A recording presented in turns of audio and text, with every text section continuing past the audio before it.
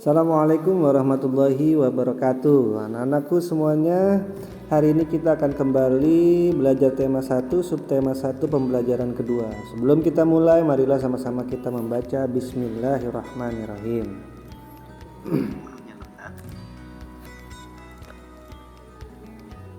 Edo semakin menyukai kelinci. Selain bulunya lebat, gerakannya juga lincah. Sayur kesukaan Edo juga sama dengan makanan kelinci, yaitu wortel. Sekarang, ayo kita coba amati gambar cerita berikut ini. Lengkapilah.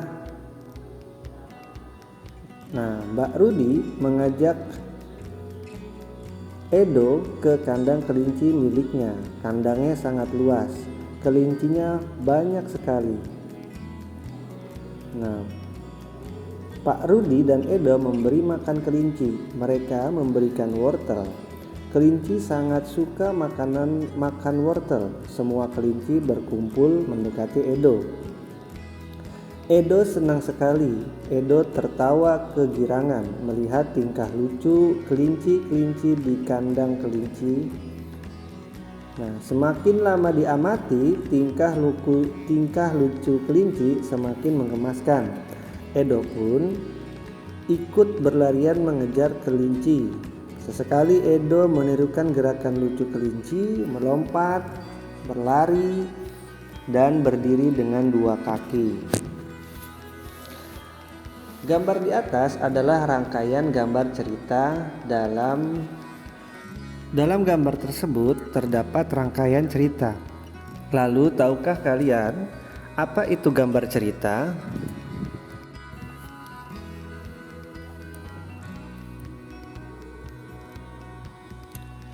Gambar cerita merupakan gambar atau serangkaian gambar yang mengandung sebuah cerita. Contoh gambar cerita adalah gambar ilustrasi. Gambar ilustrasi merupakan gambar yang mendukung isi sebuah bacaan atau teks.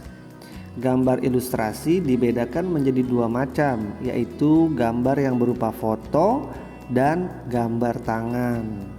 Nah, ini ada contohnya. Gambar foto dan gambar tangan. Berikut ini berbagai macam gambar ilustrasi.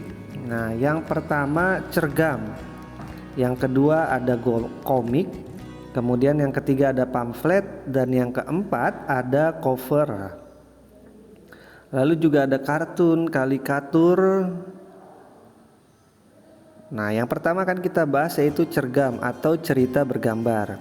Merupakan suatu seni yang menggunakan gambar-gambar tidak bergerak yang disusun sedemikian rupa sehingga membentuk rangkaian cerita. Inti dari cergam adalah narasinya, sedangkan gambar hanya sebagai ilustrasi pelengkap. Kemudian ada komik. Komik merupakan gambar yang berurutan yang membentuk alur cerita. Terdapat teks cerita yang singkat dan ringkas yang disampaikan lewat percakapan dan biasanya bersifat lucu dan juga menghibur. Kemudian ada pamflet. Pamflet merupakan selembaran berupa tulisan yang dapat disertai dengan gambar maupun tidak. Nah, bertujuan untuk menyampaikan pesan atau informasi kepada pembaca. Lalu ada cover. Cover merupakan kulit atau sampul pada buku atau majalah. Gambar cover memuat atau mewakili isi buku sehingga terlihat menarik. Kemudian selanjutnya ada gambar kartun, ya, gambar kartun atau gambar lucu yang mewakili sebuah tokoh. Nah, lanjut ada karikatur. Karikatur merupakan gambar atau penggambaran suatu objek yang dibuat dengan cara melebih-lebihkan ciri khas objek tersebut.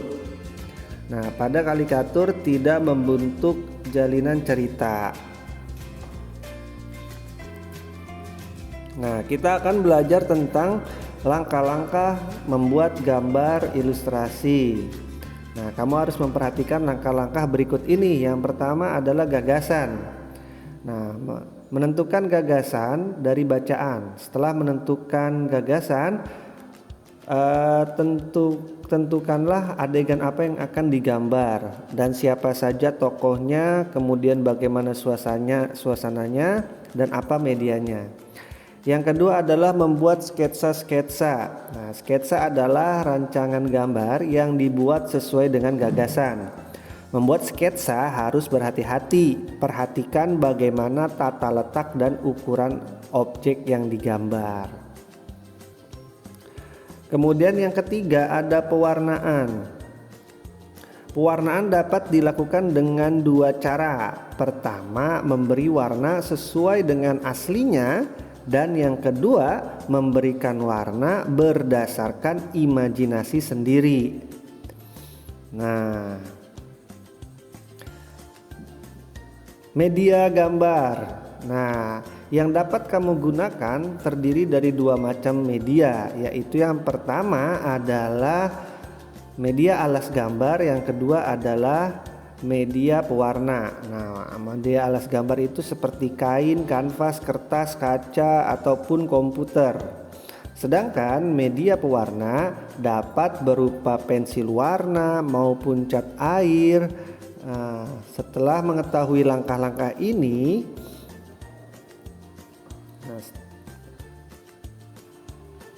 kalian dapat membuat beberapa karya atau gambar ilustrasi. Nah, namun kita lanjutkan dulu saja pembelajaran kita ke organ gerak hewan serta fungsinya. Nah, di sini kita lihat ada gambar kelinci ya.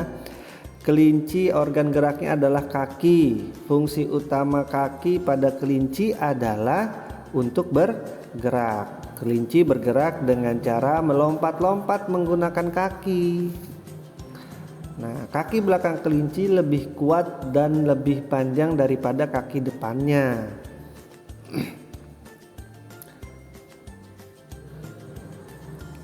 Sedangkan ikan memiliki organ gerak berupa sirip. Fungsi utama sirip pada ikan adalah membantu ikan untuk berenang. Sirip ikan terdiri dari sirip bagian yang ada di sebelah kanan dan kiri, serta sirip ekor yang ada di bagian belakang. Sirip-sirip ini yang mendorong ikan untuk bergerak maju ke depan, belok, dan memutar balik. Nah, organ gerak dari katak. Organ geraknya adalah kaki. Nah, kaki katak memiliki selaput di antara jari-jarinya yang berfungsi untuk membantu katak berenang. Otot kaki belakang pada katak sangat kuat sehingga katak dapat melakukan gerakan melompat dengan jarak yang sangat jauh dan juga cepat. Kemudian ada apa lagi nih? Ada organ gerak burung. Organ gerak burung adalah sayap. Pada burung yang tidak dapat terbang, misalnya pada burung unta, maka kaki burung ini akan sangat kuat karena digunakan sebagai alat gerak utama. Nah, sedangkan pada burung yang dapat terbang, alat gerak utamanya berupa sayap. Burung bergerak dengan cara mengepak-ngepakkan sayapnya sehingga dapat terbang di udara. Nah, ini contohnya tuh ya, lihat tuh ada burung unta dan juga ada burung yang bisa terbang. Nah, lanjut ada yang namanya ular. Organ gerak ular adalah otot perut dan rangka tubuh. Ular bergerak menggunakan tulang belakang dan tulang rusuk yang dibalut dengan otot-otot yang lentur dan kuat. Dengan bentuk tubuh dan banyaknya ruas-ruas tulang belakang menyebabkan ular bergerak dengan cara meliuk-liukan badannya ke kanan dan ke kiri dengan cepat dan melata. Kemudian ada juga kadal yang merupakan salah satu jenis reptil yang juga dikenal dengan hewan yang bisa merayap.